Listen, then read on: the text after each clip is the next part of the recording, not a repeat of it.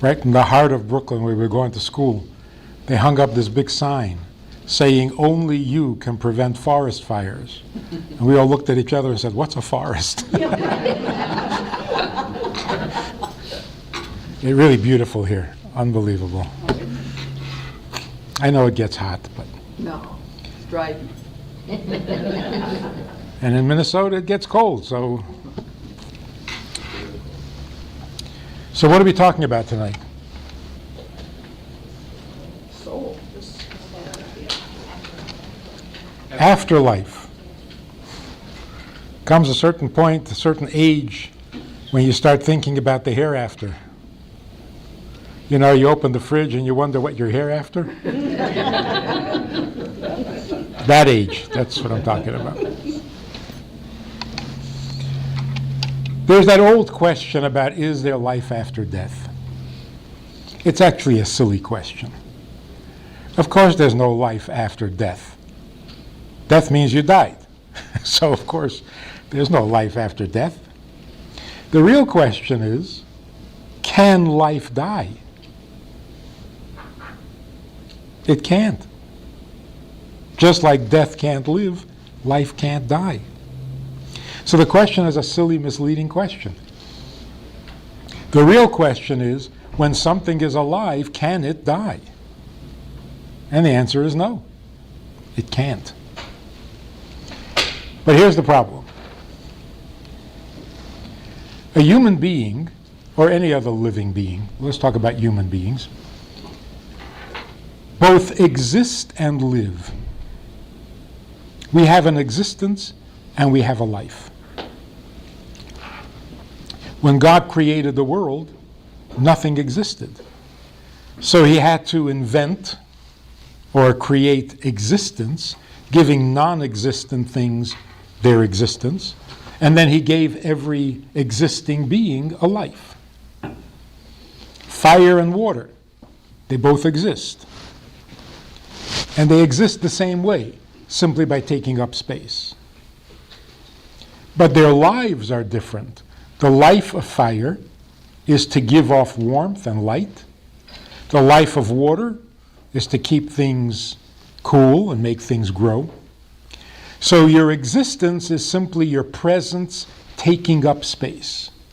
Life means the effect, the influence, and the contribution that you are making while you're taking up space.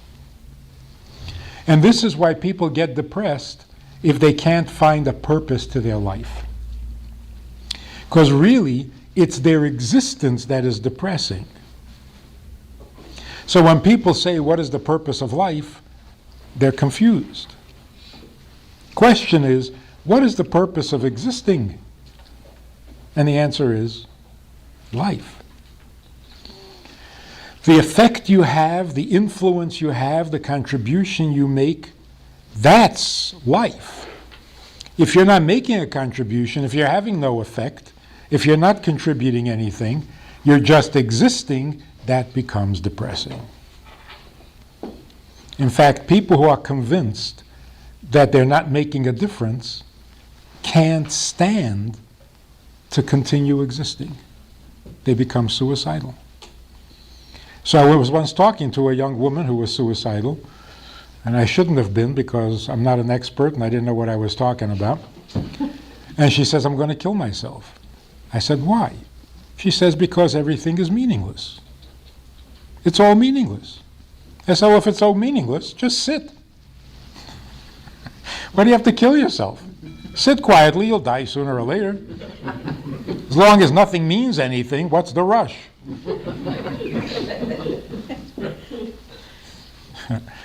It's a good thing I didn't have a license, because I would have taken it away. But why is it that if you think you don't have a life, you can't just continue to exist without one? You can't. It becomes very depressing. So life is what carries us. Our existence is what burdens us. So let's talk a little bit about the soul that is alive and the body that just exists and borrows life from the soul. So the soul is truly a living being, and it can't die because life can't die. The body, on the other hand, has an existence. Remember the song, 100 Pounds of Clay? That's what a body is. It gets a little life from the soul, but when they go their separate ways, the body only has an existence, the soul continues to live, because it can't die. So just the other day we were saying Yisker, remembering and relating to those who have passed away. This is for real. They are very much alive. In fact, they're more alive than we are because we have to exist also. They're just living. Pure life. So how does it happen? What happens? What's going on? So we are told that the soul, which is a conscious living being, much greater than an angel, because every angel has only one personality trait. So you have, for example, the angel of kindness. It's a one-dimensional creature. All it has is kindness. It's an energy or a force of kindness. And then there's the energy of severity. And there's the energy of the angel of compassion. But each one has only one personality trait, only one character trait, and therefore can only fulfill one mission. It can't do two different things. The angel that destroys cannot heal. The angel that heals cannot destroy, because they're one-dimensional. A soul, a human soul, has 10 qualities and other abilities, so it's a total, complete personality. More like God. Now, when the soul in heaven is told that it's going to be born, it's shocked. Because leaving heaven doesn't feel right. Coming down into a body, restricted by a body, that's like imprisonment to the soul. So it really doesn't want to leave heaven, and it resists. But when God has veto power, when God insists that it has to be born, it humbly accepts its mission and allows itself to come into this world. Everywhere in the Bible, in the Torah, where somebody gave a blessing for a child, it always concludes with, this time next year, the child was born. Now, it doesn't take a year. Why not 9 months? The 9 months are the physical development of the child. But the birth begins earlier. 40 days before conception, the soul is told that it's going to be born. Get your act together. Say your goodbyes, because you're going down into the physical world. So there's an adjustment period, there's an introductory period where the soul has to make peace with the fact that it's going to be born. Now, if you have babies, if you've given birth to babies, you know every baby is born with an issue. They already have a personality. Some children are born and they're just thrilled to be here. They enjoy life, they enjoy everything. Whatever you give them, they're happy, they're wonderful. And then there are some children who just can't be happy. They don't like it. They hate being overruled. They didn't want to be born, they feel forced, they feel imposed upon. And then when you expect them to clean up their room, what, on top of it? No, this is already too much. I didn't even want to be born. Now I got to clean up a room? So they have to be like enticed into life and get them to enjoy living. And some kids are miserable, some kids are angry, some kids are glad to be here. So they all come with a little baggage. Depending on what happened at the beginning in their adjustment to the idea. Now the soul comes into the body in stages. Of course, at conception, there's a major change. The first contact with the physical world. King David makes an amazing statement. He says in the Psalms, in the Tehillim, he says, "My mother and father abandoned me, but God gathered me in." And the meaning, what he was referring to, conception takes place about 2 hours after intimacy, approximately. When the conception is actually happening, what are the parents doing? They're sleeping. So King David remembers being conceived, because saintly people, saintly souls, don't forget. They're not so traumatized by their birth, so they don't forget. He remembered being conceived. And here he is, this tiny little, doesn't even have a name yet. It's not even a fetus. And he's going through the most dramatic change, the most awesome, and he looks around to see who's in charge. And parents are sleeping. Just when I needed you the most. You abandoned me. But the soul is then comforted by the fact that God is very evident, God is very present, making sure that the nose goes where, that everything works out right. So our first experience of faith is at the moment of conception.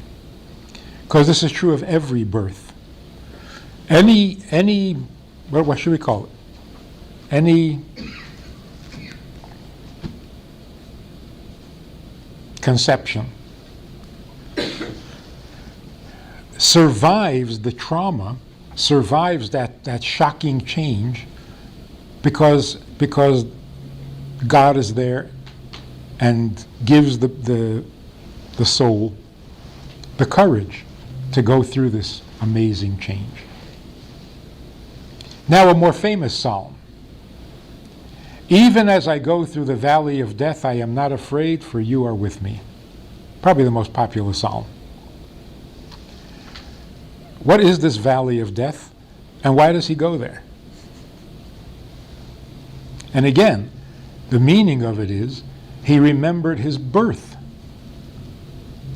The birth process is very much a valley with a shadow of death, because the fetus leaves the womb where it had a wonderful life, heavenly, is not yet breathing on his own, so he's not yet in this world, so he's between lives or between worlds, which is like a valley between mountains. And there's a shadow of death there because he's not breathing. So King David says, "When I go through the valley of the shadow of death, I was not afraid. It didn't traumatize me because you were with me." So this is the second time that every soul experiences a closeness, an awareness of God, without which we wouldn't do so well. The trauma of birth would be more devastating than it already is. Now here's the fascinating thing. People who go through a near-death experience, you've heard the description of it. They see themselves going through a dark tunnel. There's a light at the end of the tunnel, and there's an angel, all in white, urging them to come into the light. It's not an angel, it's a doctor. And it's not white, it's pale blue. And he's urging you to come into the light because he doesn't want to get sued for malpractice. But that is exactly what it is. The near-death experience is a flashback to birth. So birth is a near-death experience. And what happens when an adult goes through a near-death experience? He suddenly believes in God. Why? Why? Does belief in God come from trauma? If you haven't suffered enough, you're not going to believe in God? The flashback to the birth brings back two things: the fear, the shock, and the comfort that helped you survive that shock. I was not afraid because you were with me. So that original faith comes back. If a person had lost it, it comes back in the near-death experience because it's a re-experiencing, it's a flashback to that moment. Now, the first contact, physical contact of the soul with a body is at conception. The first 3 months is a particular stage of a very delicate process. After 3 months, the process changes, becomes more tangible, more physical. At 5 months, there's another increase of connection between soul and body. At 9 months, the connection is strong. And a month after birth, the connection is complete. So the soul connects to the body in gradual stages. It has to, because otherwise it would be too traumatic, too shocking. Even after a month, when we now know that the baby is viable, the process continues on a more spiritual level. The human being, the conscious human being, doesn't really have much contact with his soul. Like a child is consumed with physical needs. But as he gets older, you start to see signs of a soul in this body. He wants to do you a favor. He gets upset over an injustice. This is soul activity. This is much better than eating and changing diapers.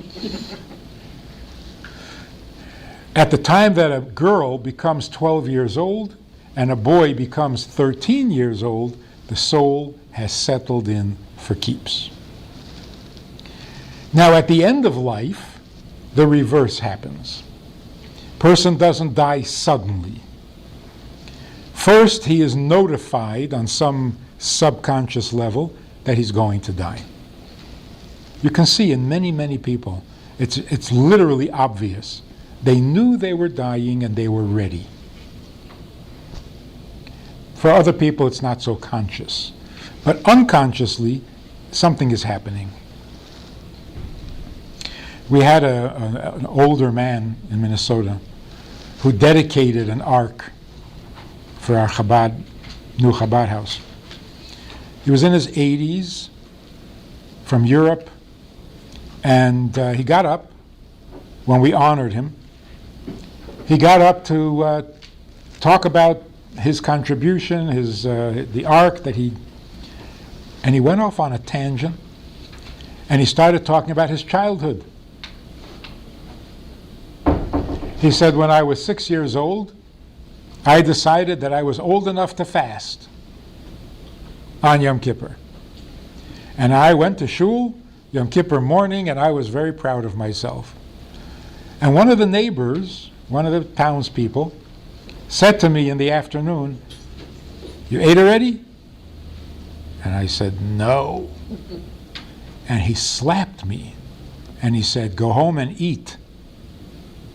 That's how people used to care about each other. Another memory he has is when he started school. He started school, and his father, Friday night at the table, at the Shabbos meal, would test him on what he had learned. And he was not pleased. Kid didn't know. The next week he tested him, and he did know. So that Shabbos, this was Friday night, Shabbos, when he met the teacher in shul,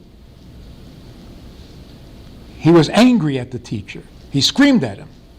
He said, the first week when my child didn't know, I thought he was a dumb kid. Not your fault. But this Shabbos, he did know. So what happened the first week? Be consistent. He's a smart kid. He should know every week. And he remembers hearing this, and it taught him a real lesson. Anyway, he reminisces about all his childhood memories, and he goes on, and like this was not on the agenda, on the plan. And 2 weeks later, he passed away. He was healthy all the way. So somehow he knew. He was summarizing, he was reviewing his life because he felt that it was coming to a close. So death also happens in gradual stages. After the person gets the sense that he's going to pass away, then the soul starts to depart. Of course, at the moment of death, there's a break. But the soul doesn't leave so quickly. It hangs around. It likes its body. They've gotten to be close friends over the years. The first 3 days of Shiva are very painful for the soul because it really doesn't want to leave. The next 4 days of the Shiva are a little easier because after 3 days you kind of accept the fact. But it still bothers you, it's still painful and so on. By the end of the Shiva, the soul has accepted the finality of death. But it still lingers for up to a month. At the end of the month, the soul is getting comfortable in heaven. And that takes about a year. By the end of the year, the soul is perfectly comfortable where it is, so we stop saying Kaddish. Because we say Kaddish to accompany the soul to its real rest. The funeral is only the beginning. In fact, the Shiva, when we sit Shiva for somebody, it's really part of the funeral. The funeral means accompany the soul to the cemetery. But we don't stop there. As the soul separates from the body, we experience it with the soul. Knowing the pain of the soul, we commiserate. As the pain of the soul eases, we ease back. And that's why Jewish law, Torah law, says that at the end of 7 days, you have to stop. Because if you don't stop, you're no longer in touch with that soul. Now you're crying for yourself. Because the soul has gotten comfortable. So stay in touch with what's happening with the soul. Of course, how do we know what's happening with the soul? Well, the Torah has to tell us. So we know now that there are these stages. There's the preparation, the psychological adjustment. There's the moment of death. There's the first 3 days, the next 4 days, 30 days, and a year. Then every year, on the anniversary of the soul's departure, the soul is elevated to a higher place in heaven. So the journey continues.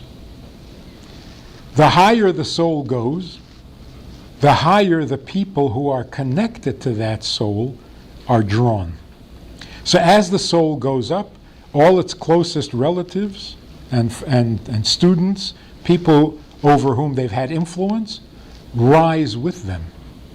So when we say Kaddish, even after many years, on the yard site, on the anniversary, it's not just the soul that is upgraded, but we're to some degree upgraded with them if we stay connected to them, if we don't forget. And that's why we say Yizkor, and we promise to give charity for them, because we want to have that connection. What can we do for them that they would want to do themselves but can't? They would love to improve life on earth, which is what charity is. Make life better for somebody on earth. So that's what happens when a person is born and when a person passes away. I want to share with you an amazing story. 50 years of talking to people, counseling people, listening to people is very meaningful, very satisfying. But certain moments stand out. Certain events are unusual. Probably the most amazing moment was a number of years ago. I was asked to come speak in Argentina.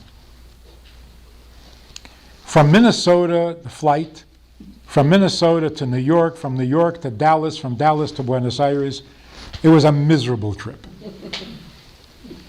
I hate flying anyway. It was really long, and it was horrible. By the time I landed in Buenos Aires, I was not in a good mood. And I was looking forward to the rabbi picking me up at the airport and driving me to the hotel. The rabbi picks me up, we get into the car, we're driving along, and I'm looking forward to the hotel room, and he says, I arranged to stop on the way to the hotel. There's a woman who suffered a terrible tragedy. She's very depressed. She hasn't left her house in 6 months, but she now agreed to talk to you. So we arranged for you to talk to her on the way to the hotel. So we'll stop there and you'll talk to her. Oh, I was not happy. First of all, a woman suffered a terrible tragedy. What do you mean, talk to her? She's severely depressed. Talk to her. You talk to her. What do you say to somebody like that? And secondly, couldn't you at least ask me? Why didn't you even ask me? Maybe I'd agree to do it tomorrow night. Not on the way from the airport, but they didn't ask me. I was really upset. But the woman is waiting. They had already promised and arranged it, so we went. We come in there, and she tells me this tragic story. 19-year-old son was driving home from their summer cottage, and he got into a car accident, and he died. And she tells me how special he was. Different from the average kid, mature beyond his years, kind beyond belief. Really an amazing child. When she finishes, I said, wow, and you had him for 19 years? She didn't like that. So I said, I understand. The shock is terrible. He was a healthy boy. There was no warning. All of a sudden, he's gone. The shock is terrible. But imagine if God had spoken to you in advance. If God had come to you and said, there is this incredible soul that needs to be born, and he's only going to live for 19 years. But I'm looking for a mother for this really special soul. And God would ask you, would you be this child's mother for 19 years? What would you have said? No shock, no surprise. I was sure that she would say, yes. She says, absolutely not. So just without thinking, I said, oh, then it's a good thing he didn't ask you. The flood of tears, the cathartic healing crisis, she cried a river and came back to life. When I walked in, her eyes were dull. She was barely among the living. Afterwards, she was back to life. It was so amazing to see this happen in front of my eyes. Going from lifeless to life, it was the most gratifying, the most amazing moment. Now we're in the car going to the hotel room. And I'm thinking, I'm upset because they didn't ask me.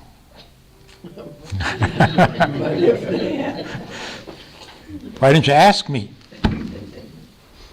And if he had asked me, what would my answer have been? Absolutely not. And it would have been the wrong answer. So I realized that God is actually very kind to us, that he doesn't ask, because we would just embarrass ourselves with the wrong answer. When I said this to her, spontaneously, instinctively, so it's a good thing he didn't ask, she finally realized, am I saying that I object to the 19 years I had with my son? That's ridiculous. How can I do that? If I don't appreciate the 19 years that I had with him, what am I complaining about? I'm only upset because I did have him and it was wonderful, and I would have liked it to continue. But if that wasn't wonderful, then what am I kvetching about? To the degree that you appreciate life, to that degree you object to death. So if she had said no, and if God had listened, and she would have missed out having this boy for 19 years, what, that would not have been a tragedy? And so she came back to life. God doesn't ask. He puts stuff on our plate, and he knows that we're going to handle it. We don't know that. So if he asked us, can you imagine if every challenge, every difficulty, God asked us beforehand? We would have said no to all of them. What kind of people would we be? Wimps, meaningless creatures. Because nothing serious would ever happen, because if you ask me in advance, I say no. Oh, I don't need that. No, I don't want that. So God does us a really big favor by not asking us. It's a little painful, the surprises, the shock, but God knows that we can handle it. He has more confidence in us than we have in ourselves. So this should be a blessing we should make in the morning, thanking God for the surprises. Thank God for not asking so that we don't embarrass ourselves with the wrong answer. Right?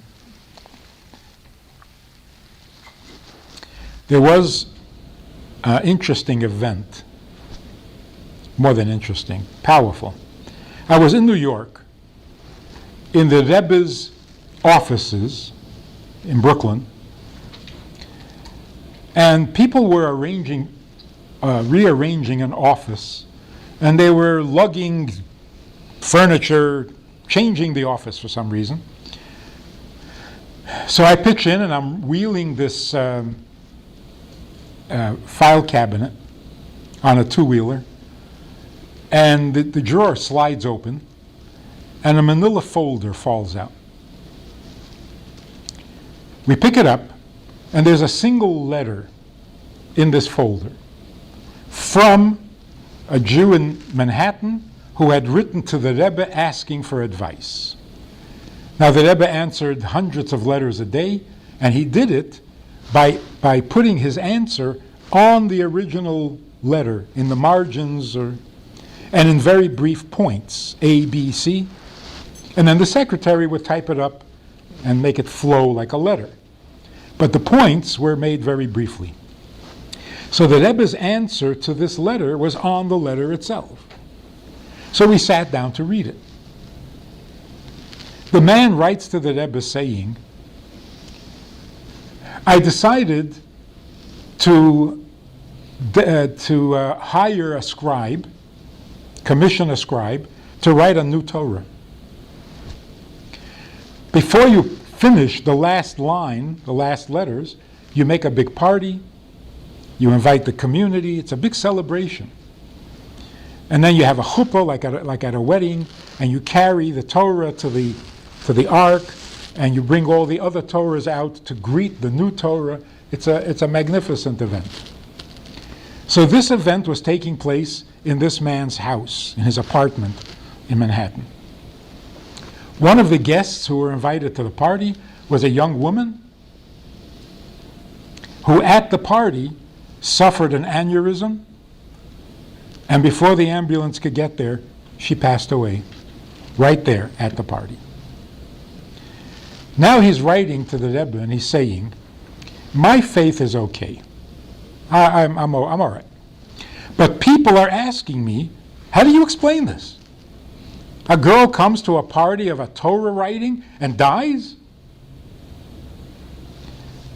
Now, you know, when a person says, I'm okay, but my friends are asking. You got to be a little suspicious, right? Some guy once came to the previous Rebbe in Europe, and he said, I want to repent, I want to do tshuva for committing adultery. Sorry. My friend is asking how he can do tshuva for committing adultery. So the Rebbe said, well, why didn't he come himself? So he said, well, obviously he's embarrassed. So the Rebbe said, he doesn't have to be embarrassed. He can come here and tell me that he has a friend who wants to know. So the guy admitted that it was him. So he's asking, what should I tell my friends who want to know how something like this could happen? Where's the justice? Then he says, my second question is, why did it happen in my apartment? So he was all freaked out by the whole thing.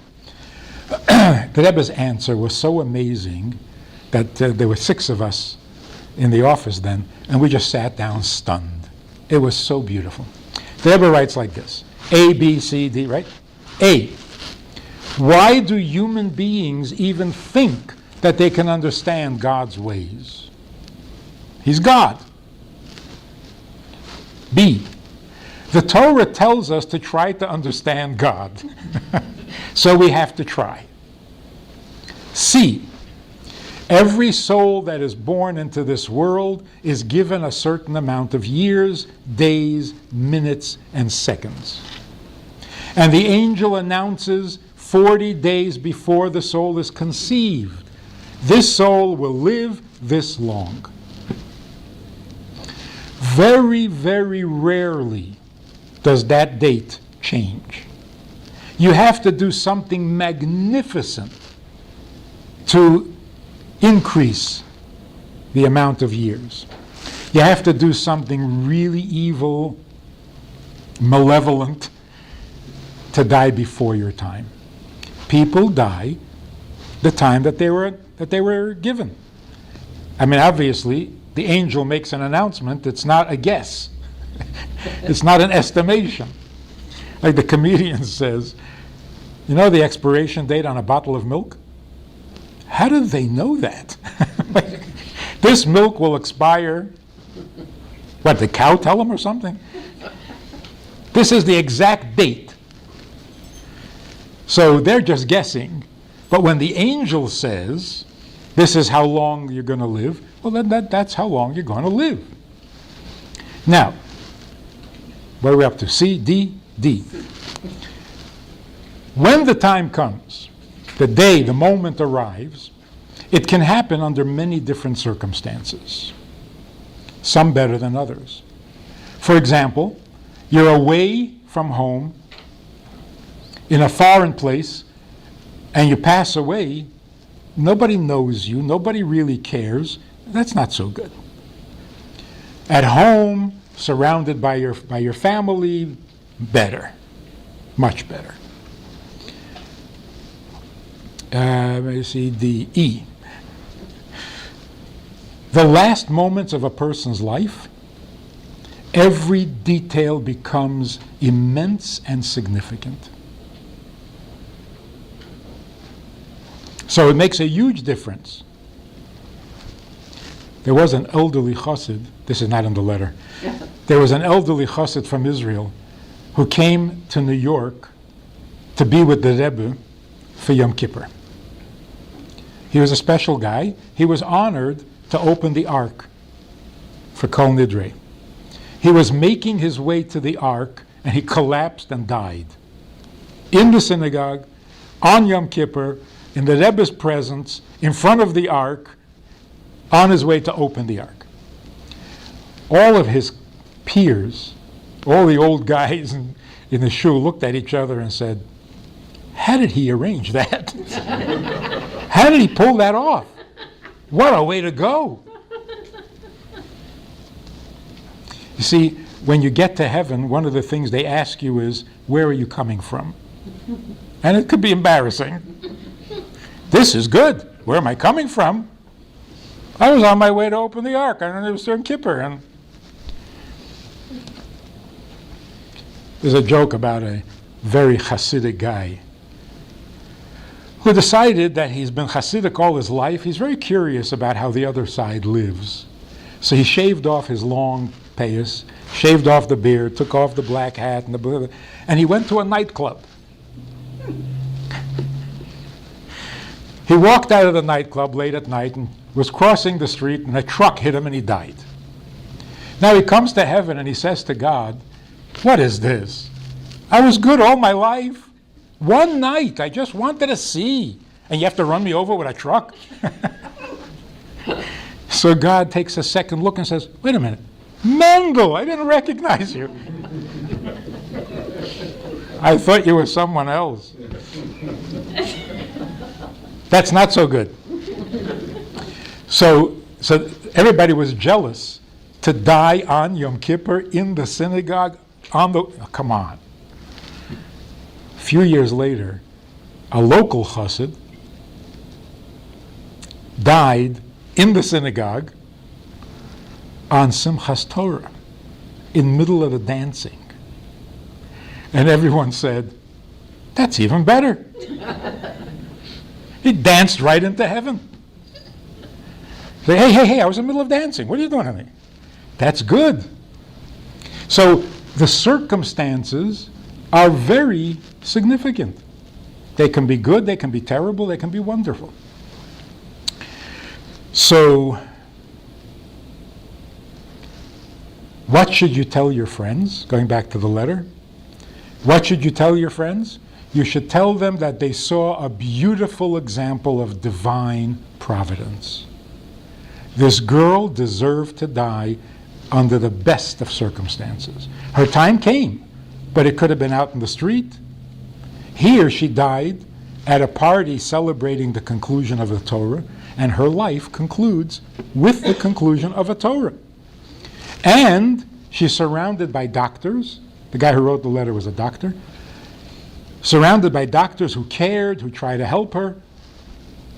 And we cannot imagine how significant it is for a Jewish girl to know that she's breathing her last breath in a room that has a mezuzah on the door, and the mezuzah says, written in the mezuzah, Shema Yisrael Hashem Elokeinu Hashem Echad.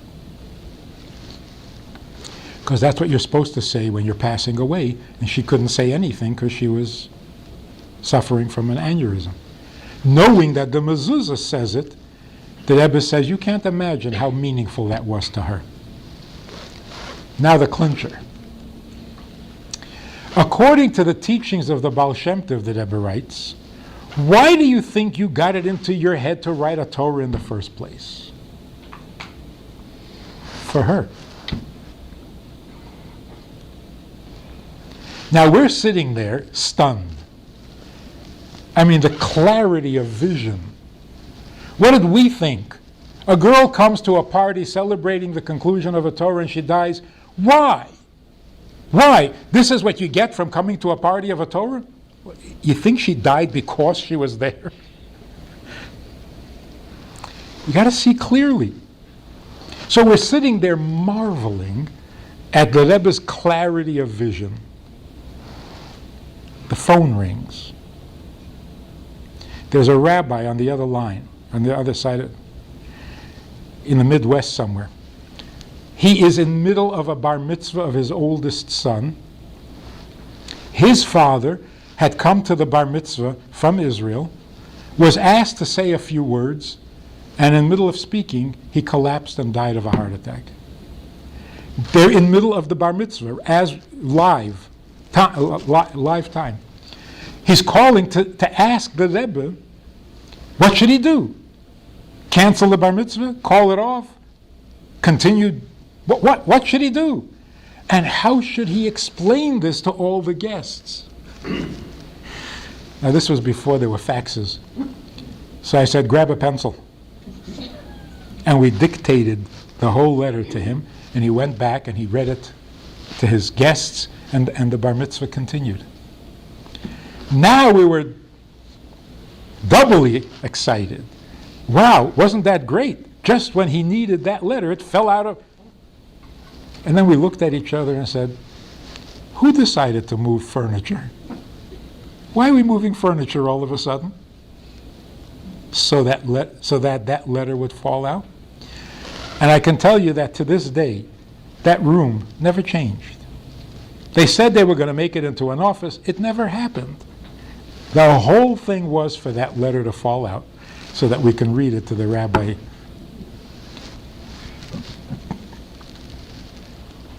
So what we have from this is three things. Number one, nobody dies by accident. The angel announces, and that's the way it happens. There's never a mistake. There's never an accident. It's never anybody's fault. There's a woman who said in class, she said, you know, if I hadn't had an abortion, I would now have a 5-year-old daughter too. And I said, please, you're not God. If a 5-year-old little girl was supposed to be alive today, there's nothing you could do about it. Don't play God. Yes, you made a bad decision, but don't think that you decide when someone is born or dies. Don't play God. Nobody dies because somebody made a bad decision. Every death is serious because every life is serious. So there is no dying by accident. There is no wrongful death. There's only the appointed time. Number two, when it happens, the circumstances make a big difference. So when it's nice and when it's comfortable and when it's supportive and when it's holy, that's wonderful. When it's martyrdom, like the 6 million who died, say, well, they died miserable deaths. No, they didn't. They died martyr deaths. And there's no better excuse for dying than to die for a cause. The other thing is how we're supposed to look at life. We always look with such negative, critical, and pessimistic view when life is not like that. We have to look with clear vision, with optimistic view, with a generous view, because life is good. It doesn't go sour at the last moment. So that's the story of the soul. When the soul comes to heaven, it is asked a few preliminary questions. Number one, did you have a family? Number two, were you honest in business? And number three, were you optimistic about the future? Those are just preliminary. Then they sit you down and go through every day of your life, and it can be very embarrassing. And that's what we call hell. What exactly is hell?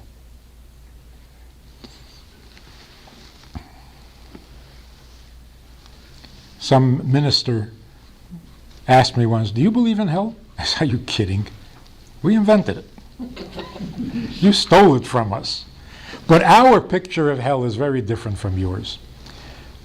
First of all, hell is only for a short period of time, maximum 12 months.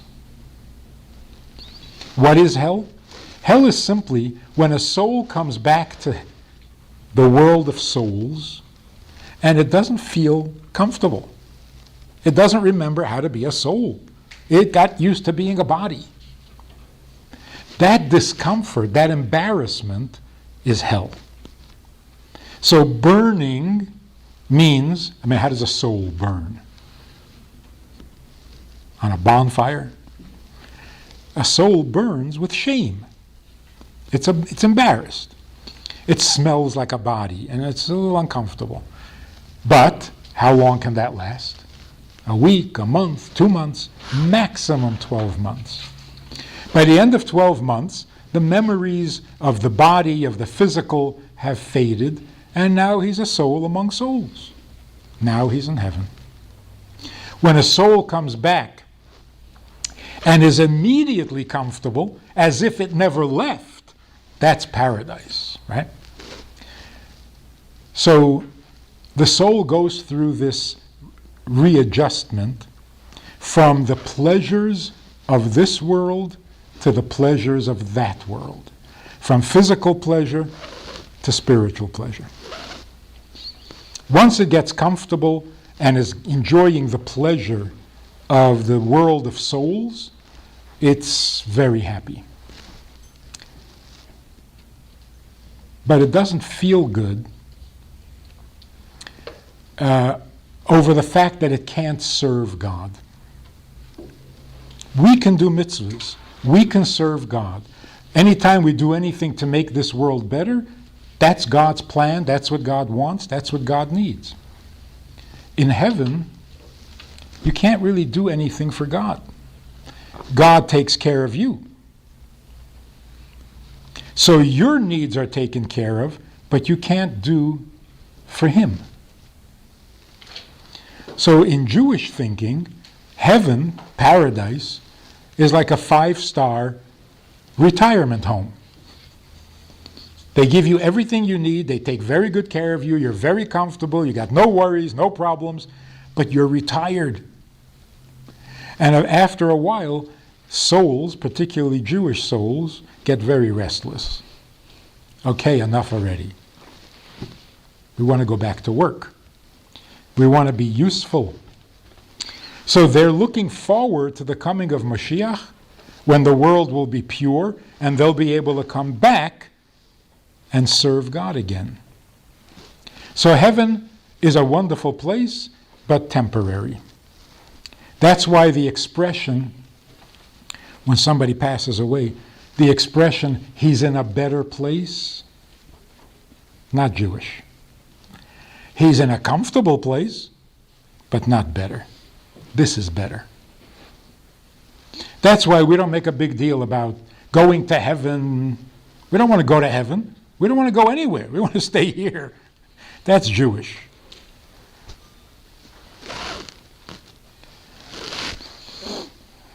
There's this guy who had gout. It's very painful.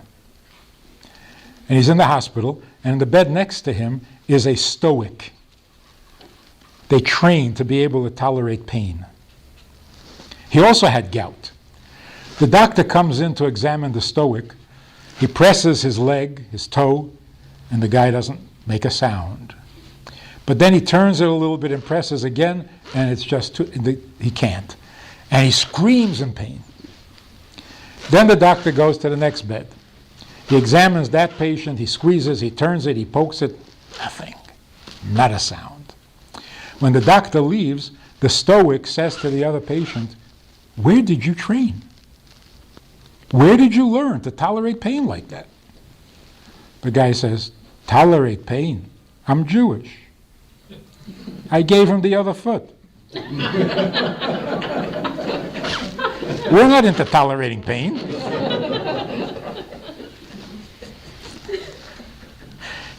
We're not into dying and going to heaven. We're staying here. This is the best place. Okay, if you can't stay here, where are you going to go? To Miami? You go to heaven. But it's not a better place. This is the best place. Now, what happens when Mashiach comes? The souls will all come back into their bodies. Because the bodies should not be ignored. You cannot do a mitzvah without your body. So although the soul is the motivation for the mitzvah, but the actual performance of a mitzvah, you have to have a body. You can't eat matzah on Pesach without a body. You can't give a coin to charity without a body. You can't light candles. You can't put on tefillin. Every mitzvah, with very few exceptions, maybe 6, involves a body. So the body must not be forgotten or neglected. The ultimate reward is going to happen when the soul comes back into its body and they are rewarded together as a team. That's called the resurrection. So in the end of days, in the near future, all souls in heaven are going to come back to their bodies. And the body is going to be resurrected. The soul is alive all the time. But the body that decomposed is going to recompose, go back to being itself, and get its soul back and live forever. Because once you're resurrected, you don't die. So that is the view, the picture of the future that Judaism promises. There's another phenomenon called reincarnation. Reincarnation means the soul that goes to heaven is judged. Did you fulfill the quota of goodness that you were supposed to accomplish? If not, you'll have another life, you'll be born again, you'll go through the whole process again, you'll have another 80, 70, whatever, 90 years, finish the job. If the second time you still haven't finished your job, you're given a third chance. So we have all been here before, maybe twice. That's why we feel like we were born tired. We are tired. This is the third time around. And that's why 1 or 2 mitzvahs that we do may be all we're lacking from our past lives. So every mitzvah we do takes on a significance that we didn't have in the past. That's reincarnation. That's a different body, a newborn body. Resurrection means the body with which you did mitzvahs during your lifetime, that body deserves a reward. So it will resurrect, it will recompose, like a film played backwards. Like the bricks of the wall all fall down and then they all come back. So if he can do it once, he can do it again. So that's the reincarnation where the body finally gets its due reward for serving God and doing mitzvahs.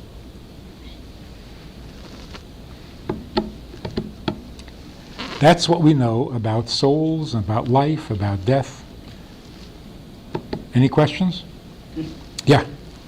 So, since the last topic was resurrection and reincarnation, so if you're around for the third time, and when Mashiach comes and there's resurrection, can you explain, is it the final body that is resurrected with the soul, or is the soul then in part of 3 different bodies?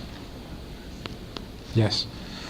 Somebody once suggested, you get to pick the best features of, like a Mr. Potato Head, you put it together.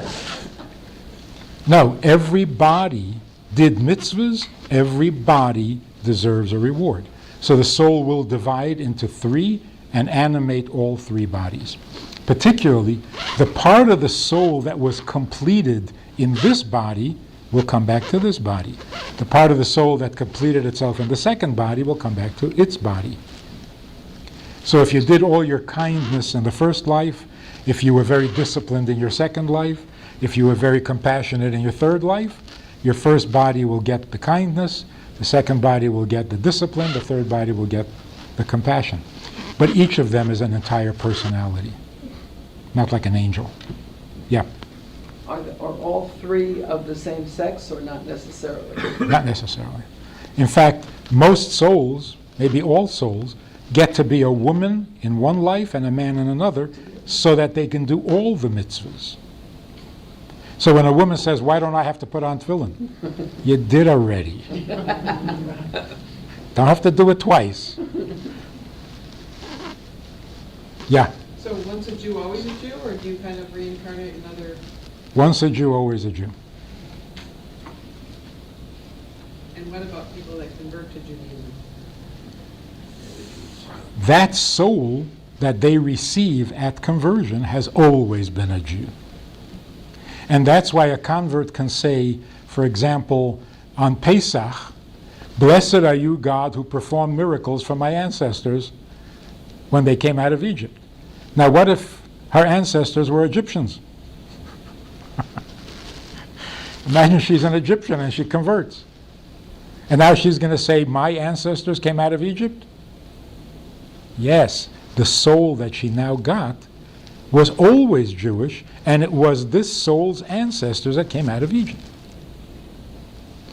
Also, a convert says, thank you, God, for commanding me to do this mitzvah. Well, you weren't commanded.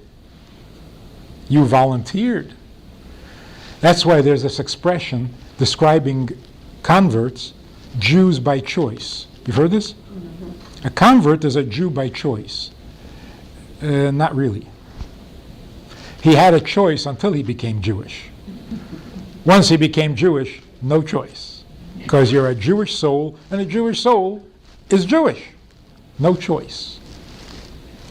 Why should you be better off than us? We have no choice. Why should the convert have a choice? There's no Jew by choice. Actually, we had this convert, learned, studied, practiced, got ready, converted, and a few weeks after the conversion, she said to me, I don't know what happened. Till I converted, I was so excited about every mitzvah. I wanted to do it all and learn it all. Now, I don't know, I'm not interested anymore. What happened to me? I said, you became a Jew. Now you're like all of us.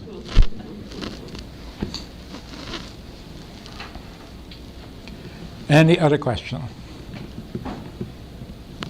Yes.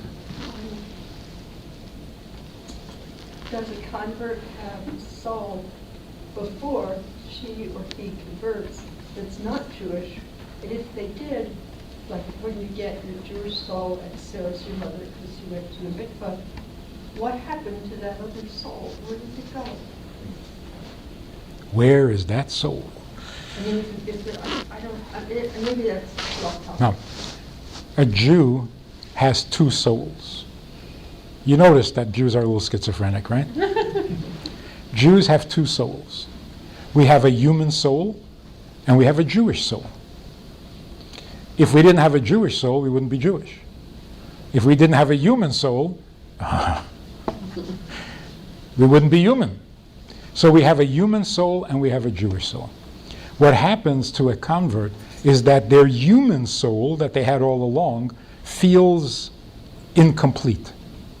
And it drives them insane in the need to become a Jew. When they become a Jew, they get the second soul, which is what makes them Jewish. Now, their original human soul has to adjust itself to the presence of a Jewish soul, and they have to get along,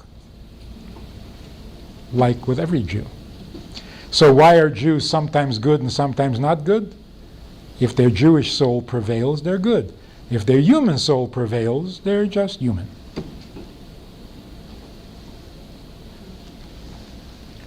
So you never lose your soul.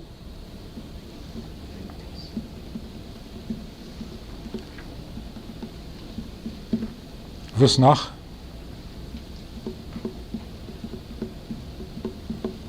What about premonition of death coming? Premonition is that preparation period. There's a premonition that you're going to be born in the soul, and there's a premonition when life is going to When end. it's a child of yours? Oh, a premonition of somebody else dying. Yes. Oh. as that soul's developing, you mean that you clearly are told? If you really need to know, you are told. Premonition means something. You know how animals know when a tsunami is coming? Or an earthquake?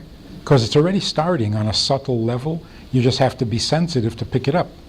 If you have a sensitivity, what is about to happen is already rumbling and you're picking it up. That's a premonition.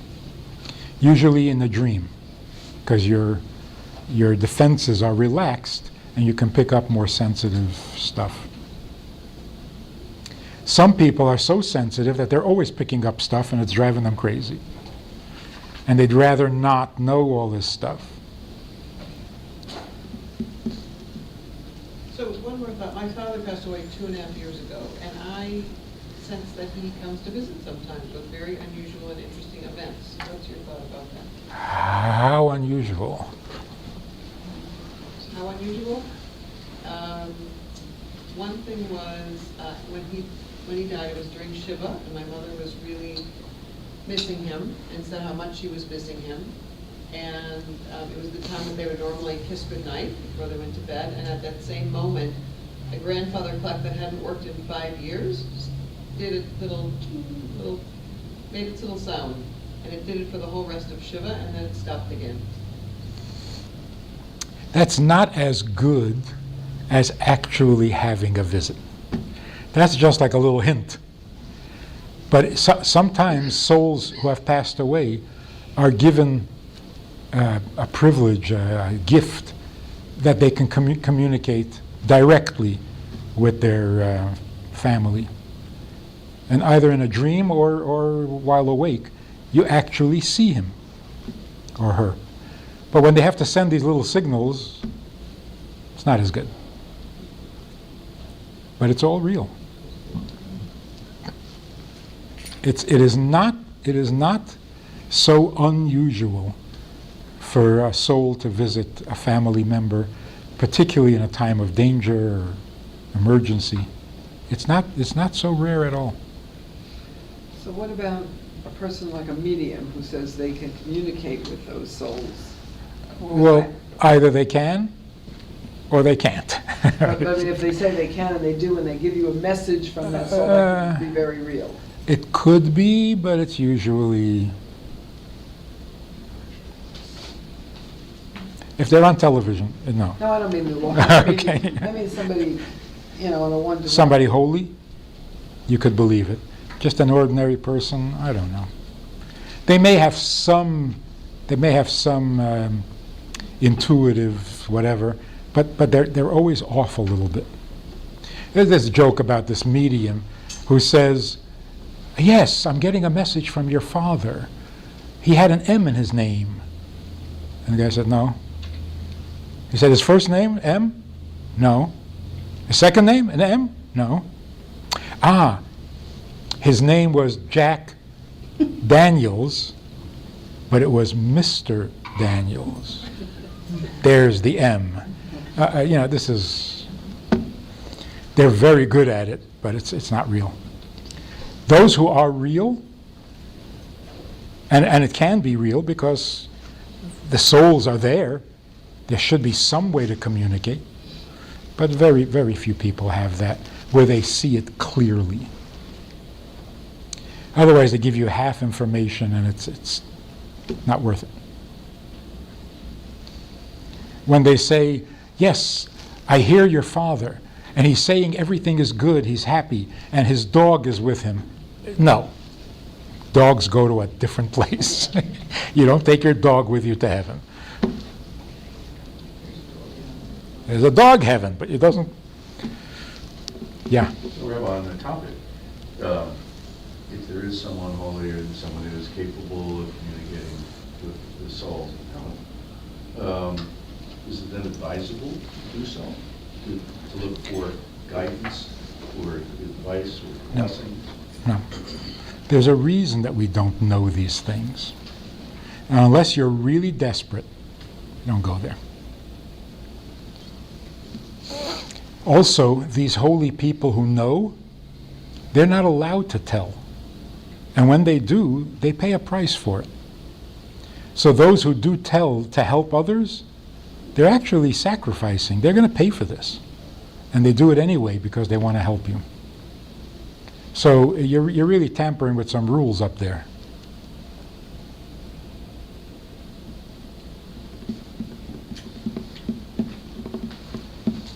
Now you're wondering, how do I know all this?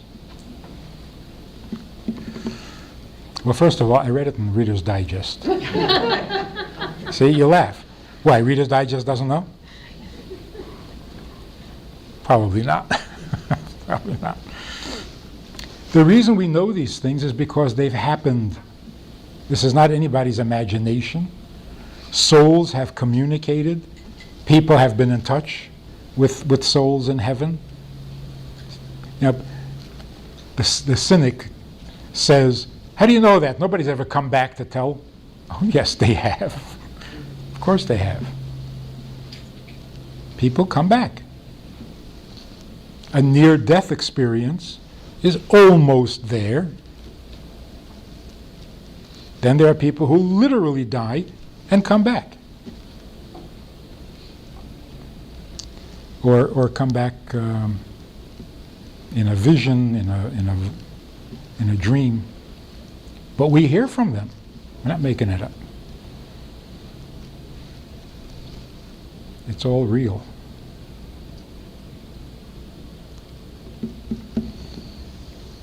So, no more questions? Okay, so let's talk about life instead of talking about death. We are here on an important mission. God created the world with a purpose, and that purpose must be fulfilled. But He can't do it without us. So we are His partners in creation. And He tells us how to achieve this ultimate goal, this vast eternal plan that He had, for which He created the world. He gives us a Torah, 613 tools by which we can make this world godly, holier than heaven.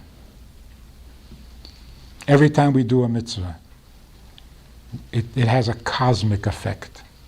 Every blessing we make, every prayer, every good intention even, has cosmic effect. The world becomes better. And if you look at the headlines, what's going on in the world today, it seems like the world is getting worse every day. Really bad. Who remembers anything similar to ISIS? Destroying everything in sight, cutting people's heads off. This hadn't happened in a long time. Now it's happening. So is the world getting better or is it getting worse? I'd like to believe that because the world is about to emerge in its full beauty and its full fulfillment as a result of all the good that has been performed in the last 5,700 years, that the unholiness in the world is like in its last desperate effort to tilt the scale in the opposite direction. And it looks like desperation. They need to do something horrendously shocking, otherwise they get no attention. So they come up with more and more shocking things, but it's an act of desperation. So subconsciously they know it's over. The good is going to win, the truth will prevail, and the world will be godly and holy. And when that happens, when people admit their mistakes and their faults, they're going to turn to the Jew. And they're going to say, we try to improve on the Torah. Some try to improve by making it tougher. Like don't just give back what you stole, chop off the guy's hand. They thought that would improve the morality of the world. And then others thought, no, you got to be a little softer. Don't have so many rules. Relax. That'll make the world better. And they both failed. Now they're going to come to the Jew and say, we tried to make it better, but we made it worse. So what was the original plan? You still know the original plan, right? Teach us. And we will teach. And then the world will be beautiful. The world will be healthy. The world will be sane. Because when Jews are the teachers, the whole world is perfect. So we got to get ready, because people are going to knock on your door and say, "You're Jewish, you know, right? What does God want me to do?" And if you say, "I don't know," they won't believe you. Of course you know, you're Jewish. You're the chosen people.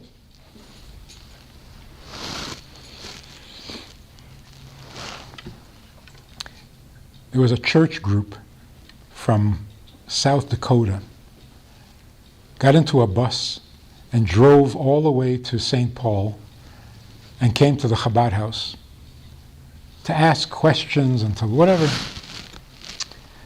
I said, why do you do this? It's an 8-hour trip. Why do you do this? They said, we've done this for a number of years. Every year we pick a Jewish organization or group and we visit. So last year we visited the conservative temple. I said, how was that experience? He says, frankly, it was a little confusing. Because we asked, one of the kids asked the speaker, I think it was the assistant rabbi, how does it feel to be the chosen people? And this rabbi said, there are no chosen people, we are all the same. And he went into a rant about it. On the way back in the bus, the kids were discussing this experience, and they said, why did he lie to us? Doesn't he know we read the Bible? Of course they're the chosen people. Does he think we don't read the Bible? So they were very confused. We have tried for the last 500 years to deny that we're chosen. We just want to be like everybody else. The Jews in Germany, we're Germans, leave us alone. We're good Germans. The Jews in Russia, we were the best communists. We invented communism. We gave our lives for communism. Leave us alone. No, you're Jewish. So this denial, this argument, we are like everybody else, it's not working. It's not working. So we got to try the other. Yes, we are chosen. Yes, we are the people of the book. Every page in the Bible says, speak to the children of Israel. Well, guess who? We are the children of Israel. So I'm in an airport, I think it was Chicago, and this guy comes over, sits down next to me, and goes into a sermon. He's a missionary. And he gives me this little sermon for about 15 minutes about how every word in the Bible is true. It's the Word of God.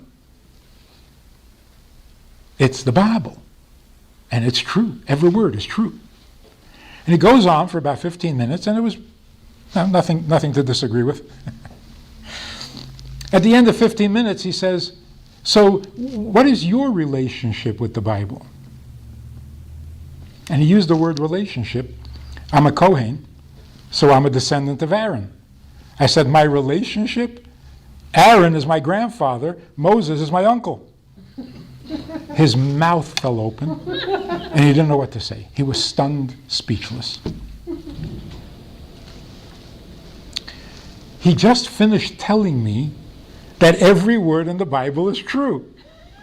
So why was he so stunned when I said, I know, I'm the grandson? Why was he stunned? What he means by true is completely different. He means we truly believe. That's true. Not for us. To other people, the Torah is the Bible, which means the ultimate book, the greatest of all books. What is it to us? To us, it's a family album. Our name is on every page. We were good, we were bad, we upset God, we pleased God, we did this, we did that. It's all about us.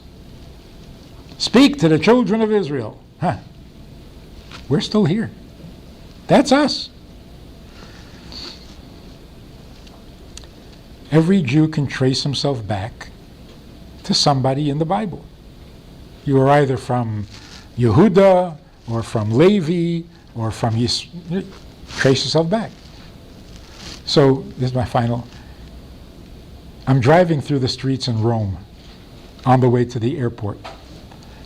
And the pedestrian traffic is just endless. Cars can't move. So I'm in the taxi, and I said to the taxi driver, I'm going to miss my flight because of these Romans. He says, there are no Romans. There are no Romans. The only people who still exist from that time are the Jews. This is a non-Jewish taxi driver. The only people in Rome who can trace themselves back to those days unbroken, the Jews. So we are the people of the book, not because we read it. Unfortunately, we don't read it enough. We are the people of the book because the book is about us, given to us. So when the world turns to us and says, what did God really say? They're not going to believe you if you say, I don't know. Of course you know. You're God's people. So let's not be afraid to shoulder that responsibility. Yes, we are. And yes, we should be better. As God's people, we should be perfect. But we're trying. It's not easy. It's been 3,000 years since we heard from God last. That's a long time. And they were not easy years either. If you would just stop and think for a moment. What are you doing here? What are you doing here? In the middle of the day, on a Tuesday. What are you doing here? Got nothing else to do? You're sitting here being Jewish. If that is not the greatest miracle in the world, I don't know what is. God asked us to be Jewish 3,329 years ago. Hasn't said a word to us since.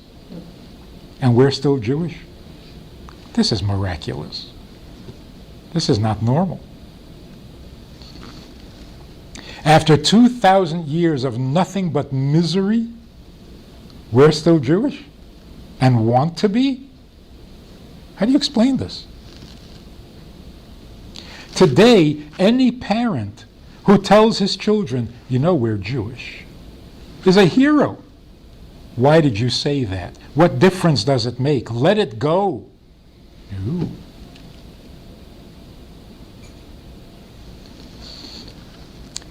Bob Dylan is from Minnesota. In the 60s, he converted to Christianity. You remember this?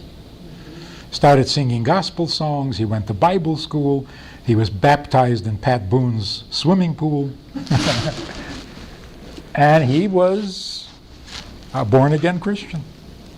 He came to visit to Minnesota. His mother still lived in Minnesota at the time. And he had some childhood friends there. They were still in touch with each other. And his friend dragged him off to shul on a Shabbos afternoon. He was dressed a little unusual, especially for Shabbos. So the people in the shul, having no idea who this was, assumed that he wasn't Jewish. I mean, who comes to shul in leather pants? So the guy in charge of the Kiddush walked over to him and said, we forgot to tear open this box before Shabbos. Could you tear it open for us? He was fuming. Why are you asking me to do it? Don't you know I'm Jewish? Well, I don't know. You told the world you became Christian. Oh, come on. I'm Jewish. Are we amazing or what?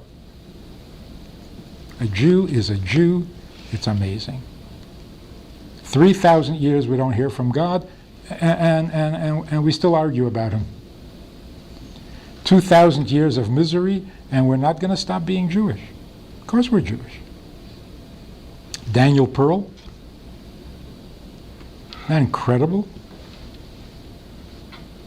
He was not particularly interested in being a Jew most of his life. But when it got serious, he needed to make the statement to the world. My parents are Jewish, I'm Jewish. I'm not denying it, and I'm not ashamed of it, I'm not apologizing for it. And if I'm dying because of it, well, so be it. That's amazing.